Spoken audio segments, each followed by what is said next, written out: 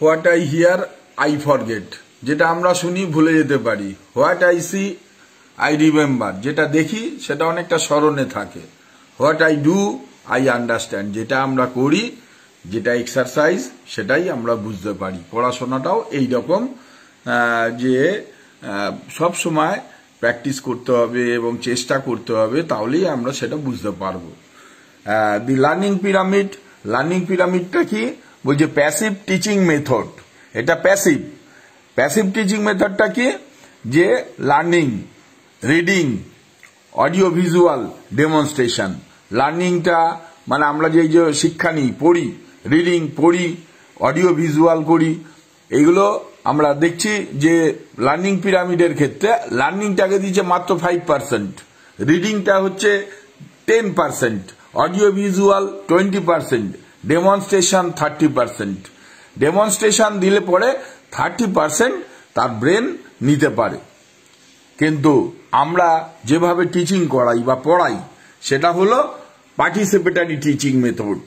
এখন এইটাই হচ্ছে সবচেয়ে আধুনিক এবং প্রকৃত মডেল, যে ছেলে মেয়েদের সবসময় গ্রুপ ডিসকাশন করাও। অর্থাৎ যখন গোল হয়ে বসবে, একে অপরের দিকে তাকাবে এবং একটা বিষয় নিয়ে আলাপ আলোচনা করবে, চোখে চোখ রেখে, চোখের দিকে তাকিয়ে, জেস্টার পস্টার ঠিক রেখে গ্রুপ ডিসকাশন করতে পারলে, গ্রুপ ডিসকাশনের মধ্যে প্রচুর বিষয় আছে, অর্থাৎ কমিউনিকেশন স্কিল, সেখানে গ্রুপ ডিসকাশনে প্রত্যেককে অ্যাক্টিভ করা, এ সমস্ত বিষয়ে আরো বহু বিষয় গুলো কাজ করে এবং আউট অফ দ্য বক্স চিন্তা ভাবনা করা, এইগুলো দিয়েই গ্রুপ ডিসকাশনটা হয়।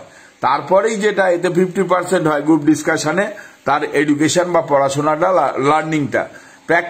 প্র্যাকটিস করলে 75%। Practice makes the man perfect. যত প্র্যাকটিস করা যাবে তত সেই ব্যাপারটা, একটা জিনিস বারবার আমরা বলি 21 দিন পর পর করো, ব্যাস ওটা ব্রেনে টাইপ হয়ে গেল, ওটা আর কোনোদিনও মৃত্যুর আগে অবধি ওটাকে রিলিজ করা, ইরেজ করা যাবে না। সুতরাং একটা জিনিস 21 দিন রেগুলার যদি প্র্যাকটিস করা যায়, ওটা কিন্তু মাথার মধ্যে গেঁথে যাবে। আর একটা যেটা সবচেয়ে ভালো জিনিস এবং বারবারই বলা হয়, সেটা হচ্ছে টিচিং আদার্স, অর্থাৎ পড়াও সবসময়। সবচেয়ে জ্ঞান বাড়ানোর রাস্তা হচ্ছে যে না, অন্যকে শেখানো। আমি যখন ঠিকঠাক মতো শিখতে পারবো, তখনই আমি অন্যকে শেখাতে পারবো। এবং এই টিচিং আদার্সের ক্ষেত্রেই একমাত্র নলেজটা, লার্নিংটা 90% হতে পারে। এবং এটাই হচ্ছে পার্টিসিপেটারি টিচিং মেথডের সবচেয়ে উন্নত এবং সবচেয়ে ভালো পদ্ধতি। সুতরাং ছাত্ররাও কখনো কখনো টিচার, আমরা ভাইস ভার্সা করি। আমরা প্রত্যেকটা মানুষের কাছ দিয়ে ভগবান ঈশ্বর প্রত্যেক মানুষকে কিছু না কিছু বেশ ভালো জিনিস দিয়েছেন, অর্থাৎ সেই ভালোটাকে নিতে হবে, খারাপটাকে ফেলে দিতে হবে, একে অপরের ভাইস ভার্সা করে। তাহলে একটা স্টুডেন্টের কাছ দিয়েও আমরা শিখি, আবার আমাদের কাছ দিয়েও স্টুডেন্টরা শেখে। আমরা যখন জনপ্রতিনিধিদের পড়াই, জনপ্রতিনিধিদের প্রচুর রকমের নলেজ, বাস্তব অভিজ্ঞতা, বাস্তব জ্ঞান, প্রচুর মানুষের ভালোবাসা তারা পান।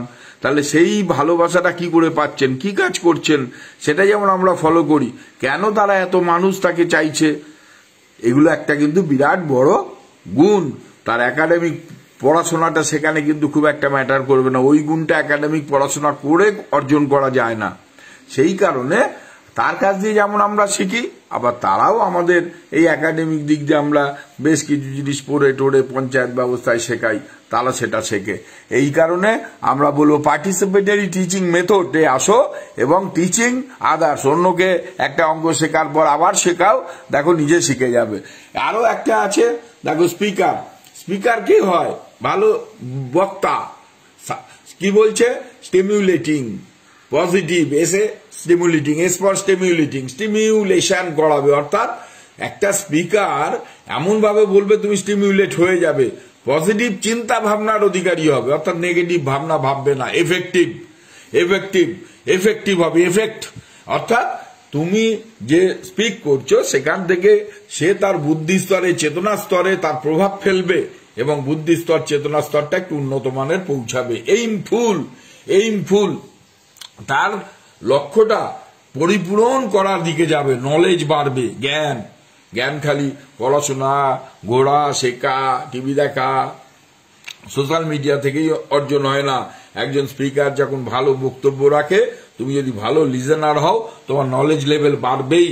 এন্টারটেইনমেন্ট, স্পিকার মানে এই নয় যে সে একমুখী খালি বলে যাবে, তার মধ্যে কি থাকবে, বলার ভিতর প্রচুর কিছু এন্টারটেইনমেন্ট থাকবে, রিফ্রেশমেন্ট থাকবে, যেটা তোমাকে ইনফ্লুয়েন্স করবে, তোমাকে ক্যাচ করবে।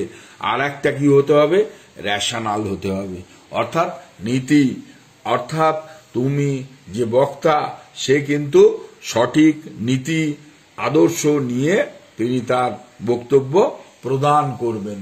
তারপরেই দেখো যেটা বলা হচ্ছে knowledge, awareness, skill, attitude, confidence. এটা হচ্ছে আমরা বলি যে শিক্ষার ক্ষেত্রে এই চারটে, নলেজ, অ্যাওয়ারনেস, যদি জ্ঞান না থাকে, সচেতন না হও তুমি, তোমার কিছু দক্ষতা না থাকে, স্কিল না থাকে, অ্যাটিটিউড না থাকে, যথাযথ মনোভাব, তাহলে তোমার কনফিডেন্স, এই যে আত্মবিশ্বাস, কনফিডেন্স, এই কটা বিষয় যদি থাকে তাহলে কিন্তু তুমি দারুণভাবে এগিয়ে যেতে পারবে।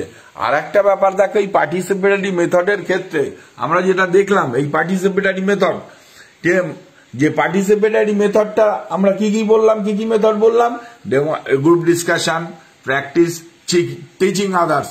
এই পার্টিসিপেটরি মেথডের ক্ষেত্রে আমি একটা 4Ds বলবো। 4Ds মানে কি, discussion, doing, direct experience, delivery. এই 4Ds,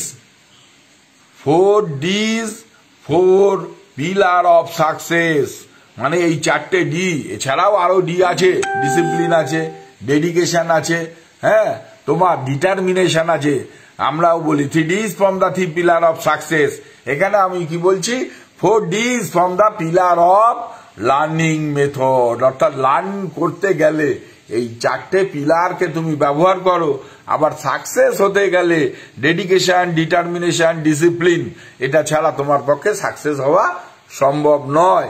টিম, লাস্টেই বলি, এখনকার পড়াশোনা, এডুকেশনটা একা আর করা সম্ভব নয়, কারণ এত নলেজ, এত এমসিকিউ, এত কিছু, যেটা তুমি একত্রে গ্রুপ ডিসকাশন যেটা বললাম পার্টিসিপেটরি মেথডের, ঠিক টুগেদার এভরিওয়ান অ্যাচিভস মোর, টুগেদার এভরিওয়ান অ্যাচিভস মোর।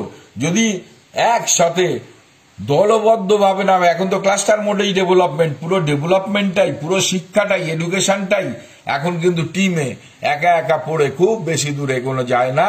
সেই কারণে ওই যেমন বলেছিলাম যে একটা আঙুরের থোকা, আঙুরের দাম 200 টাকা কেজি, কিন্তু যে আঙুরগুলো ঝরে পড়ে যায় সেটা 30 টাকা কেজিতে বিক্রি হয়।